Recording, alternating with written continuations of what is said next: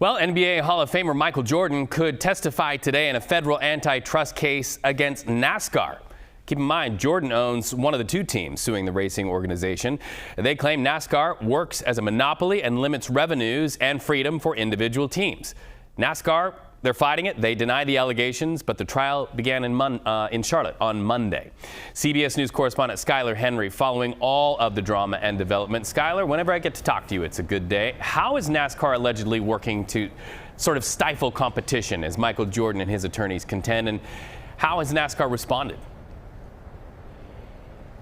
Monopolistic bullies, Reed. That is what the team co-owned by Jordan and NASCAR legend Denny Hamlin, along with the co-plaintiff in this case, which is Front Row Motorsports, that is how they describe NASCAR, saying that they are limiting opportunities not only for increased individual revenue, but also, for lack of a better word, freedom, saying that there are issues as it relates to track ownership, in which NASCAR controls, and also the opportunities to allow those Cup Series cars, the cars that participate in these NASCAR races, from participating in any additional series. And this is something that Michael Jordan and Denny Hamlin and those with 2311 have brought up late last year as part of this suit. As you pointed out, NASCAR has indicated that they have done nothing wrong, but the judge in this case has acknowledged that NASCAR is, for lack of a better word, a monopoly. And so it has been an interesting week up until this point. We heard from Denny Hamlin.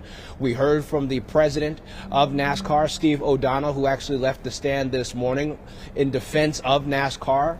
Right now, Heather Gibbs, who is part of Joe Gibbs Racing, another prominent team in NASCAR, is on the stand. And if she were to wrap up today, then we would hear from Michael Jordan, who has had an interesting role in this case altogether. And to back up here, NASCAR has used this charter system similar to what other professional sports teams call franchises, in which these teams have been able to not only receive some revenue, but also have guaranteed positions in NASCAR's races throughout the season. Last year, Jordan's team, 2311, along with Front Row Motorsports, did not sign on to a charter, which most of the other teams did, saying that they want an opportunity for a bigger piece of the pie. And so this is something that many who have been paying attention to this for the last year or so say that could have been settled outside of court. We heard from Michael Jordan earlier this week, who said that he's surprised it's gotten to this point, but he really wants an opportunity to really have a bigger stake as it relates to the way business moves forward, as it relates to NASCAR and these teams. The big picture here, Reed, is that depending on how this trial plays out, it's expected to last about 2 weeks or so. One of two things could significantly happen.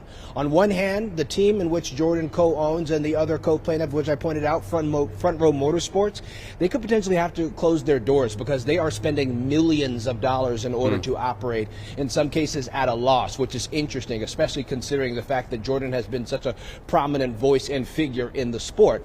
On the other hand, if the side favors what Jordan and co are doing, then that means that NASCAR could be forced to fork over some $300 million in damages. They could also be forced to divest these racetracks altogether, and it could also be a significant blow as it relates to just the reputation of NASCAR, which is privately owned, we should point out, all across the sporting world. And so there are a lot of moving parts in this. Again, Michael Jordan could potentially take the stand today.